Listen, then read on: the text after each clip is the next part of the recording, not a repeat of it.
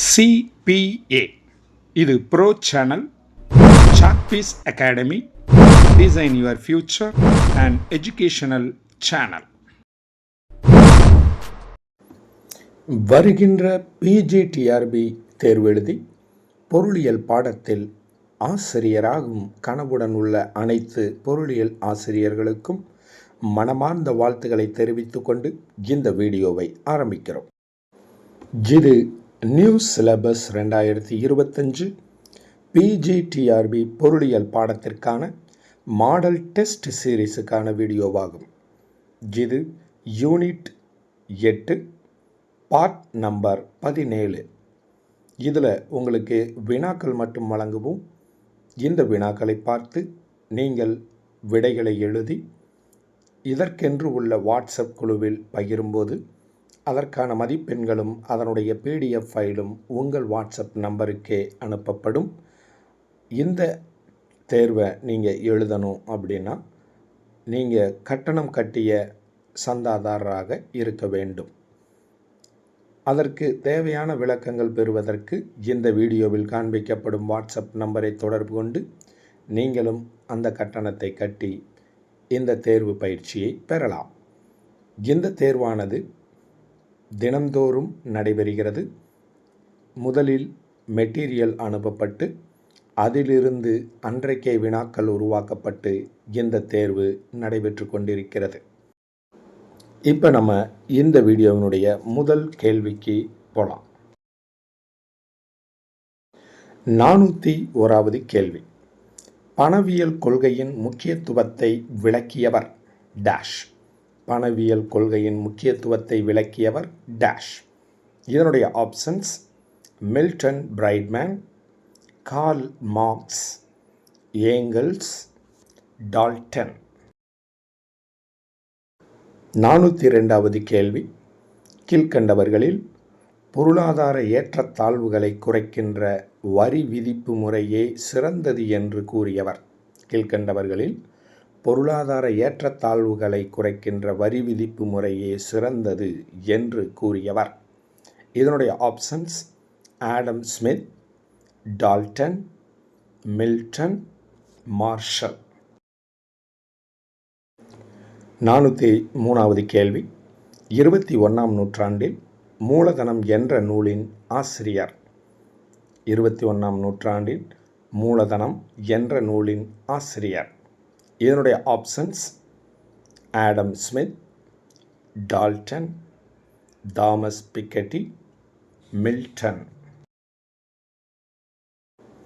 404வது கேள்வி. இந்தியாவில் வரிகள் டேஷ் வகைகளாக பிரிக்கப்பட்டுள்ளது. இந்தியாவில் வரிகள் டேஷ் வகைகளாக பிரிக்கப்பட்டுள்ளது. இதனுடைய ஆப்ஷன்ஸ் 4, 5, 3, 6. 405வது கேள்வி. பொருளாதார ஸ்திரத்தன்மை என்பது டேஷ். பொருளாதார ஸ்திரத்தன்மை என்பது டேஷ். இதனுடைய ஆப்ஷன்ஸ் பொருளாதார ஏற்ற இறக்கங்கள் இருப்பது, வருமானம் அதிகரித்து கொண்டே இருப்பது, விலையேற்றம் அதிகரித்தல், பொருளாதார ஏற்ற இறக்கங்கள் இல்லாதிருப்பது. 406வது கேள்வி. இந்தியாவில் வருமான வரியை முதலில் அறிமுகப்படுத்தியவர். இந்தியாவில் வருமான வரியை முதலில் அறிமுகப்படுத்தியவர். இதனுடைய options Sir James Xavier, Sir James Williams, Sir James Wilson, Arthur James. 407வது கேள்வி. டேஷ் ஆண்டில் வரியின் வீதம் பல படிகளின் அடிப்படையில் மாற்றப்பட்டது. டேஷ் ஆண்டில் வரியின் வீதம் பல படிகளின் அடிப்படையில் மாற்றப்பட்டது. இதனுடைய ஆப்ஷன்ஸ் 1919, 1929, 1949, 1939. 408வது கேள்வி. இந்தியாவில் வருமான வரி ஆய்வுக்குழு டேஷ் ஆண்டில் அறிக்கை ஒன்றை வெளியிட்டது. இந்தியாவில் வருமான வரி ஆய்வுக்குழு டேஷ் ஆண்டின் அறிக்கை ஒன்றை வெளியிட்டது. இதனுடைய ஆப்ஷன்ஸ் 1948, 1950, 1958, 1938. 409வது கேள்வி. தற்போது உள்ள வருமான வரி சட்டம் டேஷ் ஆண்டின்படி உள்ளது. தற்போதுள்ள வருமான வரி சட்டம் டேஷ் ஆண்டின்படி உள்ளது. இதனுடைய ஆப்ஷன்ஸ் 1953, 1950, 1961, 1951. 410வது கேள்வி. கார்ப்பரேஷன் வரி டேஷ் மீது விதிக்கப்படுகிறது.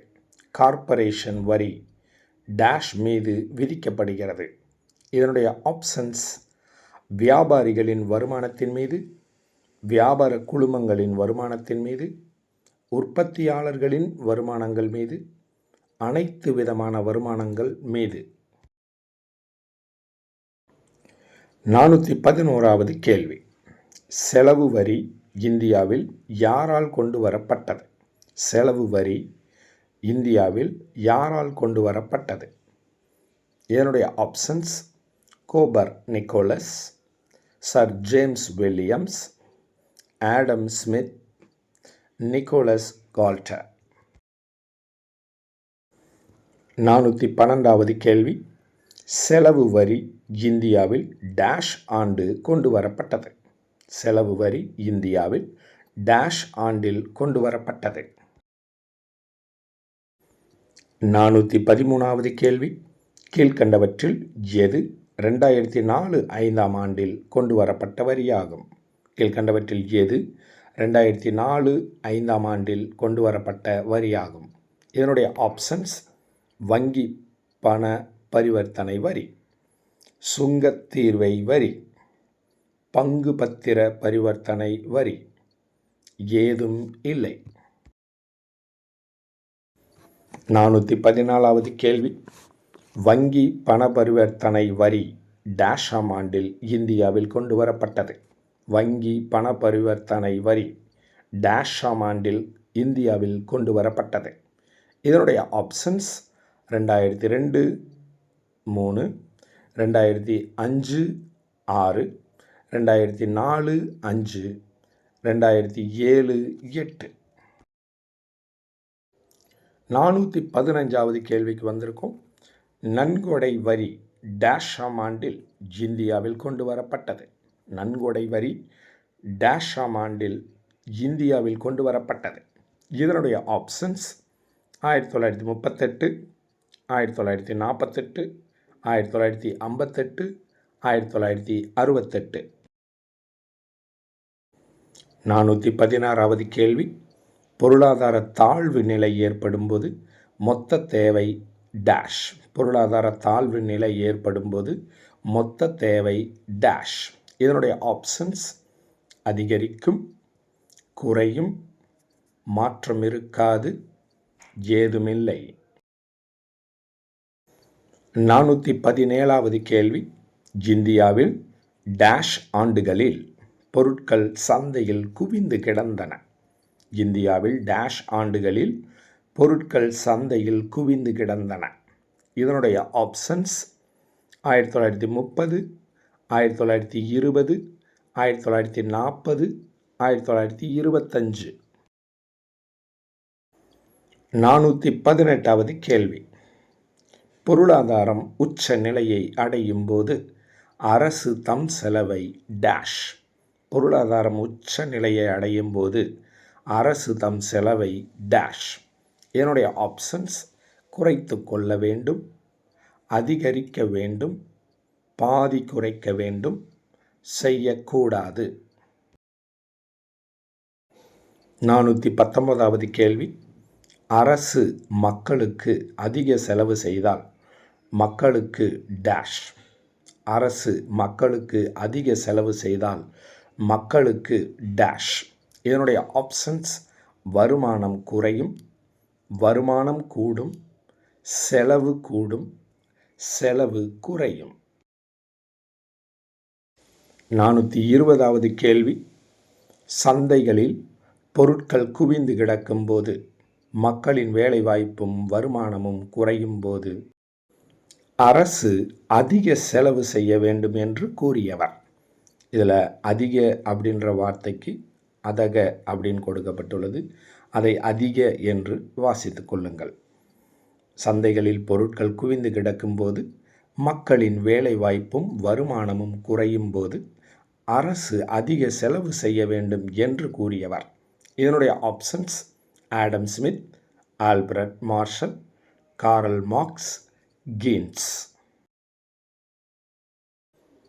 421வது கேள்வி.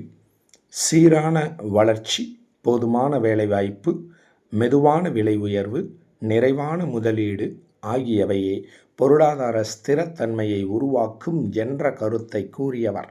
சீரான வளர்ச்சி, போதுமான வேலைவாய்ப்பு, மெதுவான விலை உயர்வு, நிறைவான முதலீடு ஆகியவையே பொருளாதார ஸ்திரத்தன்மையை உருவாக்கும் என்ற கருத்தை கூறியவர். இதனுடைய options Alfred Marshall, Adam Smith, J M. Keynes, Karl Marx. 422வது கேள்வி. கீழ்க்கண்டவர்களில் எது பொதுச் செலவு அதிகரிக்க காரணமாக கூறப்படுகிறது? கீழ்க்கண்டவைகளில் எது பொதுச் செலவு அதிகரிக்க காரணமாக கூறப்படுகிறது? இதனுடைய ஆப்ஷன்ஸ் சுய தொழில், இராணுவ தளவாடங்கள், விவசாய பொருட்கள், ஏதுமில்லை. 423வது கேள்வி. ஒரு அமைதியான அரசு வேண்டுமானால் அரசின் வரவு செலவுகள் குறைவாக இருக்க வேண்டும் என்று கூறியவர். ஒரு அமைதியான அரசு வேண்டுமானால் அரசின் வரவு செலவுகள் குறைவாக இருக்க வேண்டும் என்று கூறியவர். இதனுடைய ஆப்ஷன்ஸ் டேவிட் ரிகார்டோ, ஜே.பி. சே, அடோல்ஃப் வேக்னர், ஆடம் ஸ்மித். 424வது கேள்வி. ஆடம் ஸ்மித் அவர்களால் எழுதப்பட்ட நாடுகளின் செல்வம் என்ற நூல் டேஷாம் ஆண்டில் எழுதப்பட்டது? ஆடம் ஸ்மித் அவர்களால் எழுதப்பட்ட நாடுகளின் செல்வம் என்ற நூல் டேஷாம் ஆண்டில் எழுதப்பட்டது. இதனுடைய ஆப்ஷன்ஸ் 1676, 1876, 1976, 1776. இந்த வீடியோவினுடைய இறுதி கேள்விக்கு வந்திருக்கோம். யூனிட் 8னுடைய 425வது கேள்வி இதுவாகும்.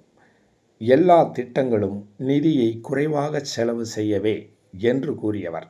எல்லா திட்டங்களும் நிதியை குறைவாக செலவு செய்யவே என்று கூறியவர். இதனுடைய ஆப்ஷன்ஸ் டேவிட் ரிகார்டோ, ஜே.பி. சே, அடோல்ஃப் வேக்னர், ஆடம் ஸ்மித். அனைத்து வினாக்களுக்கும் விடையளித்து முடித்திருப்பீர்கள் என்று நம்புகிறோம். உங்களது விடைகளை இதற்கான வாட்ஸ்அப் குழுவில் உடனடியாக பகிருங்கள். உங்களுடைய மதிப்பெண்களையும் அதற்கான விடைகளுடன் கூடிய PDF ஃபைலையும் உங்கள் வாட்ஸ்அப் நம்பருக்கு பெற்றுக்கொள்ளுங்கள். இதற்கு நீங்கள் கட்டணம் கட்டிய சந்தாதாரராக இருக்க வேண்டும். அப்பொழுதுதான் அதற்கான விடைகள் உங்கள் வாட்ஸ்அப் நம்பருக்கு அனுப்பப்படும். உடனடியாக சேர்ந்து நீங்களும் இந்த தேர்வை எழுதி பயிற்சி பெறுங்கள். மீண்டும் அடுத்த வீடியோவில் சந்திப்போம். மனமார்ந்த வாழ்த்துக்களுடன் உங்கள் சாக்பீஸ் அகாடமி.